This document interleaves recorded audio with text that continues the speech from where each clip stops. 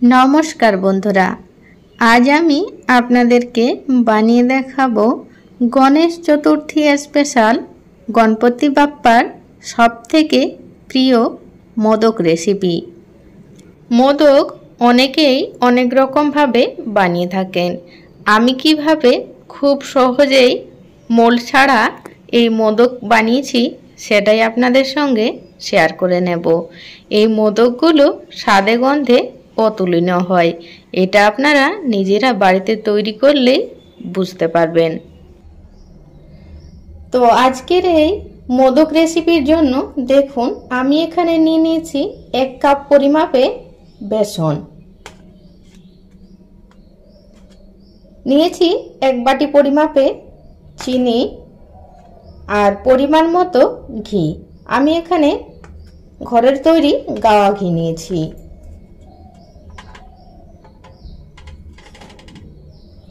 আর লাগছে কোরানো নারকেল।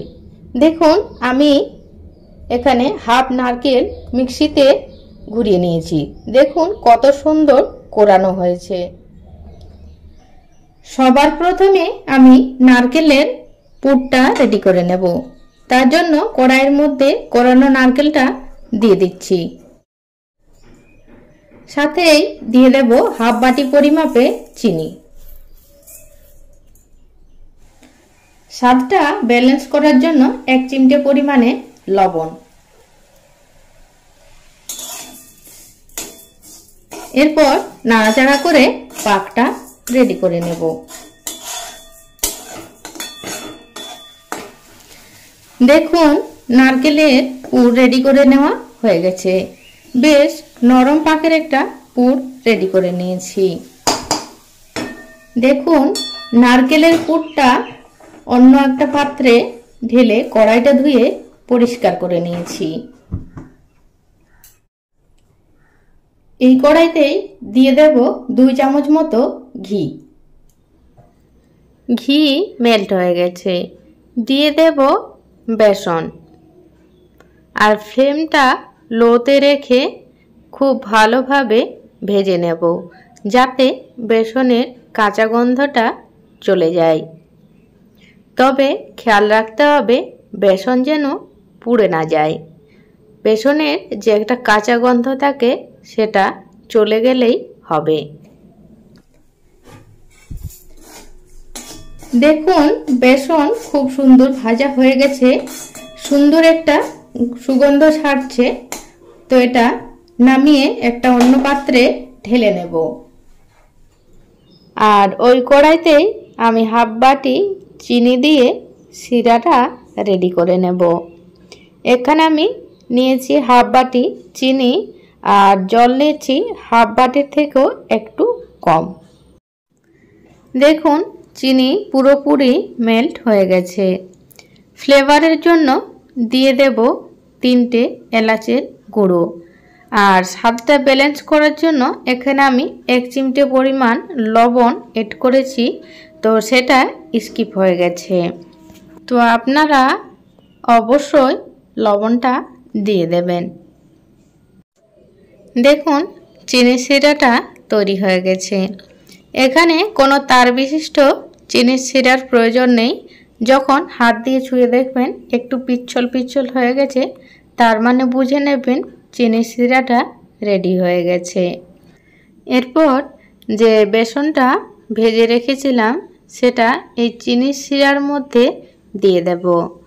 আর এইভাবেই কন্টিনিউ নাড়াচাড়া করে মোদকের মিশ্রণটা রেডি করে নেব।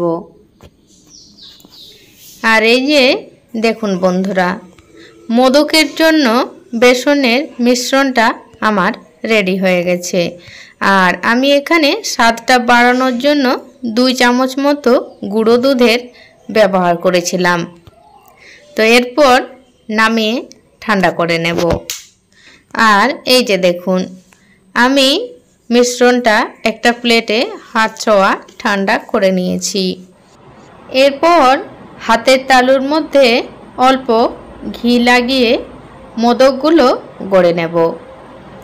প্রথমে বেসনের অল্প মিশ্রণ নিয়ে গোল গোল পাকিয়ে তারপরে বাটির আকারে গড়ে নেব।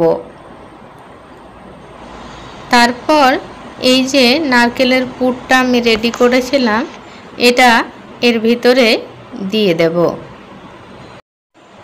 দিয়ে পর মুখটা বন্ধ করে দেব।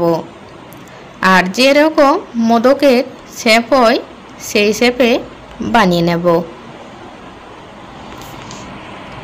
আর এই যে দেখুন আমি হাত দিয়ে কত সুন্দর মোদক রেডি করে নিয়েছি।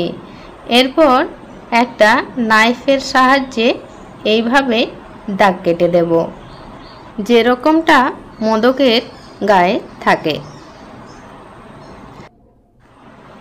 আর এই যে দেখুন একটা মোদক আমার রেডি করে নেওয়া হয়ে গেছে। এই একইভাবে আমি সবকটা মোদকই রেডি করে নেব। আর এই যে দেখুন আমার সবকটা মোদকই তৈরি করে নেওয়া হয়ে গেছে। আর দেখুন এগুলো দেখতে কতটা সুন্দর হয়েছে আর খেতেও কিন্তু সুস্বাদু। তো আপনারাও এইভাবে বাড়িতে তৈরি করুন আর গণপতি বাপ্পাকে অর্পণ করুন। আশা করছি আপনাদের মনোবাঞ্ছা অবশ্যই পূর্ণ হবে। তো আজকে এই পর্যন্ত রাখলাম। আপনাদের সবাইকে আগাম গণেশ চতুর্থীর অনেক অনেক শুভেচ্ছা ও ভালোবাসা।